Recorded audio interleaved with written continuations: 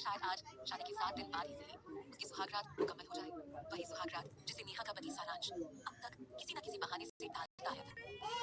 नेहा ये सोच ही रही थी कि तभी कमरे में गूंजती एक लड़की की आवाज से नेहा चौंक जाती है, जो चीख चीख कर कह रही थी, जिंदगी हमसे पूछकर कोई खेल नहीं खेलती नेहा, और ना ही हमारे मुताबिक चाल चलती है। गौर से देख इसे, वही कमरा है, वही बिस्तर है, पाना चाहती थी ना तू इसे, पर गौर से देख ये आज भी खाली है। कैसे सारांश तुझसे शादी करके भी तेरा नहीं हो सका? वो तो सिर्फ मेरा है, सिर्फ मेरा। तू और तेरी किस्मत, इसमें सिर्फ और सिर्फ मेरी उतरन ही लिखी है। अचानक से कमरे में हंसी गूंज जाती है। उस हंसी की आवाज की तरफ जैसे ही नेहा मुड़ती है, वो कमरे में किसी को नहीं पाती और खुद से मन ही मन कहती है, लगता है अब फिर से मेरा ब्याह भी था। ऐसा सोचते हुए शीशे के आगे तैयार हो रही नेहा, जिसने अपनी मांग भरने के लिए सिंदूर उठाया ही था कि अचानक उसके हाथ से सिंदूर की तितलियां गिरकर पूरे कमरे में फैल गई, और कमरे में इस तरह फैले सिंदूर के बिखरे छींटों में नेहा को अपना और सारांश का बिखरा हुआ रिश्ता भी साफ साफ दिखाई दे रहा था। नेहा ने बाथरूम में जाकर अपने चेहरे से लिपस्टिक और काजल को साफ किया और शीशे में देखकर चिल्ला पड़ी, बस बहुत हुआ ये सब। थक गई हूँ रोज तुम्हारे लिए सजते संवरते सारांश। आज जो भी हो जाए तुम्हें मेरी बात का जवाब देना ही होगा कि आखिर मेरे साथ तुम्हारा रिश्ता क्या है? आखिर क्यों शादी के 7 दिन बाद भी मैं अकेली हूँ? ये सब सोच ही रही थी कि अचानक सारांश की गाड़ी की हॉर्न को सुनी। नेहा तेजी से कमरे में फैली चीजों को साफ करके बैठ गई और अगले कुछ ही पलों में सारांश कमरे में उसके सामने था। सारांश को देखते ही नेहा सीधे मुद्दे पर आकर अपने सवालों का जवाब चाहती थी, पर सारांश के कमरे से बाहर की ओर बढ़ते कदम देखकर नेहा तुरंत बोल पड़ती, सारांश तुम? और नेहा की आवाज पर सारांश के बढ़ते कदम रुक जाते हैं। नेहा धीरे से उसके पास आकर उसकी आंखों में आंखें डालकर बोलती, हमारी शादी को 1 हफ्ता हो चुका है सारांश, पर हमारा रिश्ता आज भी अधूरा है। हर रात तुम एक अजनबी की तरह आते हो और मेरे हिस्से में सिर्फ इंतजार छोड़ जाते हो। मैं थक गई हूँ सारांश तुम्हारे इस व्यवहार से। किस बात की सजा दे रहे हो तुम मुझे? ये बोलती हुई नेहा का गला पकड़ लिया, पर सारांश अब भी चुप था। इस पर नेहा झल्लाकर अपना आखिरी सवाल पूछती, क्या मैं तुम्हें अच्छी नहीं लगती सारांश? अगर ऐसा ही रिश्ता चाहिए था तो मुझसे शादी क्यों की? मुझसे शादी करने का फैसला तुम्हारा था और तुम ही मेरे पेरेंट्स के पास मैरिज प्रपोजल लेकर आए थे। ये बोलते हुए आखिरकार नेहा की आंखों से समय का बांध वो और उसने चुप नहीं सारांश है को जवाब चुप दिया, हम इस बारे में और कभी बात करेंगे। ये कहकर वो कमरे से बाहर की ओर निकली। नेहा अब बिस्तर पर लेटे लेटे अपनी किस्मत को कोसते जा रही थी। तभी बाहर के कमरे से आ रही कुछ आवाजें उसके कानों को छू जाती हैं। इन आवाजों को नेहा शायद पहचानती थी। ये आवाजें एक ऐसे अतीत की गवाही दे रही थी जिससे नेहा दूर भागना चाहती थी, मगर ये अतीत किसी बुरे साए की तरह नेहा का पीछा कर रहा था। नेहा शायद ये जान रही थी कि उस कमरे में क्या चल रहा है। वो बिस्तर से उठती है। नेहा सोचते हुए, थोड़ा रुकते हुए अपने कदम उस बगल वाले कमरे की तरफ बढ़ाने लगती है। उस कमरे के दरवाजे की तरफ पहुंचते हुए नेहा को ऐसा लग रहा था मानो उसने मीलों का सफर तय कर लिया हो। उसने जैसे ही कमरे के दरवाजे को छुआ तो दरवाजा हल्का सा खुल गया और एक भाग बन गई। नेहा ने उस भाग से झांका। उसकी चिंता ये बता रही थी कि नेहा जानती है कि उस कमरे में अंदर क्या हो रहा है। उसने जब अंदर झांका तो देखा कि अंदर की लाइट बहुत मंद थी। उस मध्यम रोशनी में नेहा ने देखा कि एक लड़की किसी आदमी को बेहद संजीदगी के साथ चूमे जा रही थी। थोड़ी और लाइट आने के बाद नेहा ने इस दृश्य को और सफाई के साथ देखने की कोशिश की। उसने देखा कि वो लड़की और उसके साथ वो मर्द एक दूसरे की बाहों में लिपटकर एक दूसरे को चूमे जा रहे थे। ये देखकर नेहा का खून खौलना चाहिए था, क्योंकि वो लड़की और कोई नहीं बल्कि उसकी सौतेली बहन मायरा थी, और वो मर्द और कोई नहीं बल्कि नेहा का पति सारांश था, जिससे नेहा ने प्यार किया था। लेकिन ये देखकर भी नेहा का खून नहीं खौला। वो बस भावहीन होकर उस दृश्य को देखे जा रही थी, मानो ये उसके लिए कोई चौंकाने वाली बात थी ही नहीं। नेहा इस दृश्य को इस तरह धीरता से घूरे जा रही थी, मानो उसे पता था कि वो क्या देखने वाली है। नेहा की नजरों के सामने मायरा ने सारांश को चूमते हुए कहा, सारांश तुम जानते हो ना, तुम्हारा सिर्फ मेरा हक है, मेरी बहन नेहा का नहीं। मायरा की इस बात का जवाब सारांश ने उसके होठों को चूमते हुए दिया। मायरा मैं सिर्फ तुम्हारा हूँ, सिर्फ तुम्हारा। मुझे तुमसे कोई अलग नहीं कर सकता। नेहा भी नहीं। और सारांश की एक एक दोनों के होंठ ऐसे एक दूसरे को चूमने लगे। दोनों प्यार की नरम गरम हसरतों में डूबने लगे। दोनों एक दूसरे के आगोश में खोए ही थे कि अचानक मायरा की नजर नेहा पर पड़ती है और मायरा गुस्से में चीखते हुए कहती है, देख नेहा, सारांश सिर्फ मेरा है और तू जिस राज को छिपा कर जी रही है ना, याद रखना वो एक दिन जरूर सामने आएगा नेहा। कब तक बचेगी तू इस राज से? मायरा की इस चीख के बाद नेहा सिहरते हुए अपनी गहरी सोच से बाहर आती है और रियलाइज करती है कि उसके सामने कोई नहीं है, ना तो मायरा है और ना ही सारांश। उसके सामने का पूरा बेड खाली है। नेहा उस कमरे में बिल्कुल अकेली थी और जो कुछ भी अभी उसने मायरा और सारांश के बीच होते हुए देखा था वो सिर्फ नेहा का भ्रम था। एक ऐसा भ्रम जो मायरा की मौत के बाद बार बार नेहा का पीछा कर रहा था। ये भ्रम एक ऐसे अतीत का दिया हुआ था जो नेहा का पीछा छोड़ ही नहीं रहा था। नेहा की आंखों से आंसू बहने लगते हैं और वो दीवार पर टंगी तस्वीर की तरफ देखती है। वो तस्वीर मायरा की थी और उस तस्वीर पर हार लगा हुआ था। नेहा उस तस्वीर के करीब जाकर कहती है, मायरा क्यों हमारा अतीत बार बार मुझे मेरे सामने दिखता है?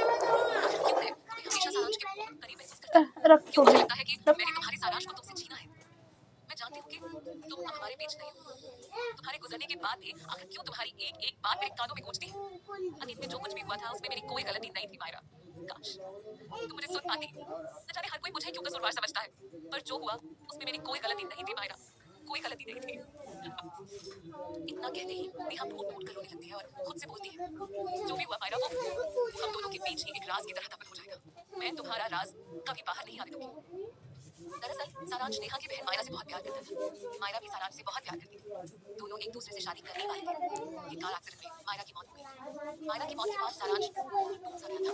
मायरा की याद में वो डिप्रेशन में जाने लगा था कि तभी सारांश को कुछ पता चलता है और वो अचानक से नेहा से शादी करने का प्रस्ताव रखता है और परिवार वालों को मनाकर मायरा की बहन नेहा से शादी कर लेता है।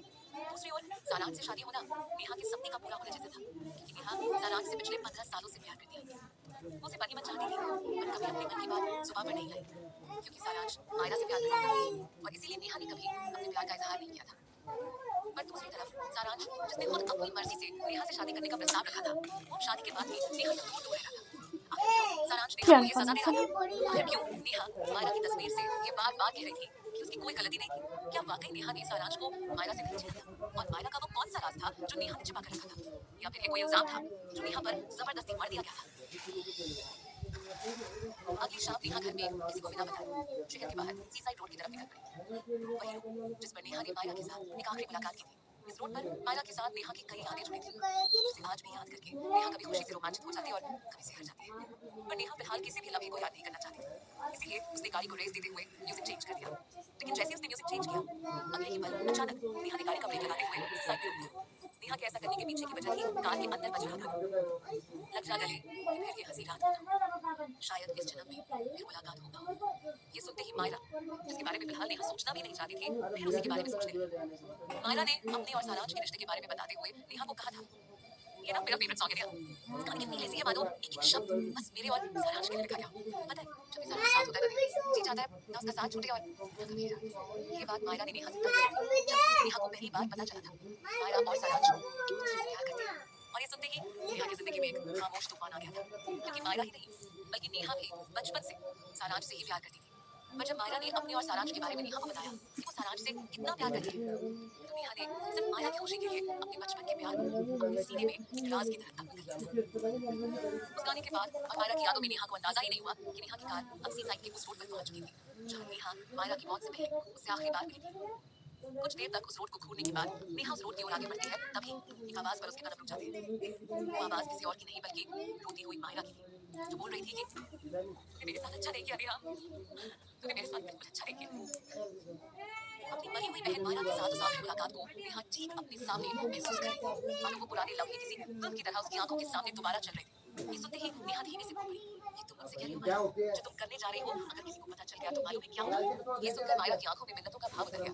वो नेहा के आगे हाथ जोड़कर बोलने लगी, मेरे लिए तुम सिर्फ बहन नहीं, सबसे भरोसेमंद हमराज और दोस्त हो, इसलिए मैं तुम्हारे आगे हाथ जोड़ती हूँ। प्लीज मेरे राज को राज रहने दो, क्योंकि अगर ये राज बाहर आ गया तो सब खत्म हो जाएगा। जाना आना बोलना। मायरा की कहकर रोने लगी।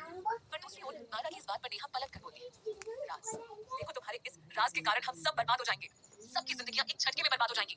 ये सुनते ही मायरा नेहा के थोड़ा और करीब आकर बोली, मैं जानती हूँ मैं जो करने जा रही हूँ वो इस वक्त गलत है, सब बर्बाद हो जाएगा, पर यकीन करो नेहा मेरी जिंदगी में ये मौका फिर नहीं आएगा, इसलिए प्लीज प्लीज इस बार इस राज को राज रहने दो। मायरा के मुंह से ये सब सुनते ही नेहा के चेहरे के भाव बदल गए और वो उसके चेहरे को घूरते हुए बोलने लगी, बंद करो अपनी बकवास मायरा, तुम हमेशा से यही थी, मुझे समझ जाने का मतलब ये नहीं कि तुम अपनी खुशियों के लिए सब कुछ बर्बाद कर दो। नेहा अपनी बात पूरी करने से पहले मायरा चिल्लाकर बोल पड़ी, जो होगा देखा जाएगा, पर इस वक्त सब कुछ हो सकता है बस अगर तुम मेरा साथ हो तो। मैं तुम्हारे आगे हाथ जोड़ती हूँ नेहा, बस एक बार। मायरा की आंखों में बोलते हुए आंसू भर गए, पर नेहा ने कुछ सोचकर उसे दरकिनार करते हुए धीरे से कहा, मुझे माफ कर दो मायरा, मैं ये नहीं कर पाऊंगी, पर तुम्हारे लिए भी यही बेहतर होगा। नेहा ने भले ही ये बात धीरे से कही थी, लेकिन ये बातें मायरा के सीने में जा लगी और तो चिल्ला मत, की जो आखिर मन किससे मत उम्मीद चिल्ले। कर बैठी थी? मैं कैसे भूल गई कि आखिर वो तो तुम सौतेली बहन ही ना।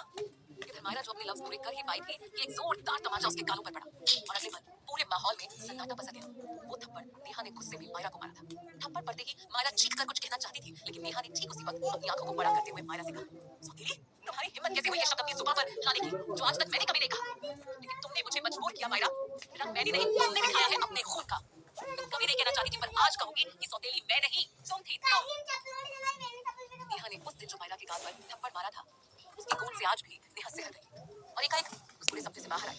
तभी उसने महसूस किया कि सड़क पर दूर दूर तक कोई नहीं था।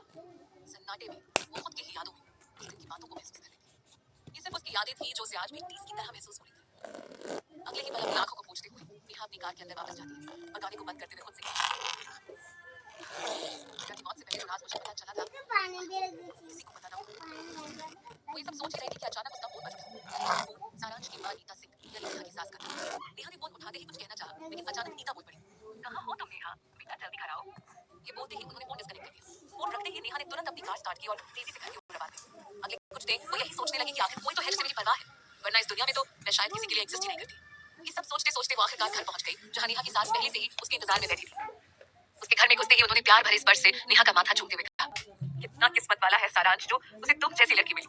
तुम ऐसे बिना बताए कहीं मत जाया करो नेहा, मैं परेशान हो जाती हूँ। जाओ अब जल्दी से अपने कमरे में जाओ, सारांश भी वहीं है। नेहा को बिल्कुल भी अंदाजा नहीं था कि सच में सारांश नेहा का इंतजार कर रहा था। वो तेज कदमों के साथ सीढ़ियां चढ़ते हुए अपने कमरे में गई। दरवाजे पर पहुंचते ही उसने देखा कि सारांश बेड पर दूसरी ओर मुंह घुमा कर लेटा है। नेहा धीरे से बेड की ओर बढ़ती है और देखती है कि सारांश गहरी नींद में सो चुका है। उसे गहरी नींद में देखकर वो बिना कुछ कहे उसके बगल में लेट जाती है। लेकिन कुछ ही देर बाद कुछ ऐसा हुआ जिसकी कल्पना नेहा ने की ही नहीं थी। सारांश नेहा की तरफ करवट लेता है और उसके बहुत करीब आ जाता है। नेहा को अपनी कमर पर सारांश के हाथों की हलचल महसूस होती है। अचानक नेहा महसूस करती है कि सारांश नेहा को अपनी बाहों में कस रहा था और उसके और करीब आ रहा था। नेहा अब सारांश के गर्म आगोश में थी और फिर अचानक सारांश नेहा के गले को चूमने लगता है। ये जो कुछ भी हो रहा था उस पर नेहा को यकीन नहीं हो रहा था। तभी सारांश नेहा के कानों पर चूमते हुए कहता है, मैं तुमसे बहुत प्यार करता हूँ, मैं तुम्हारे बिना जी नहीं सकता।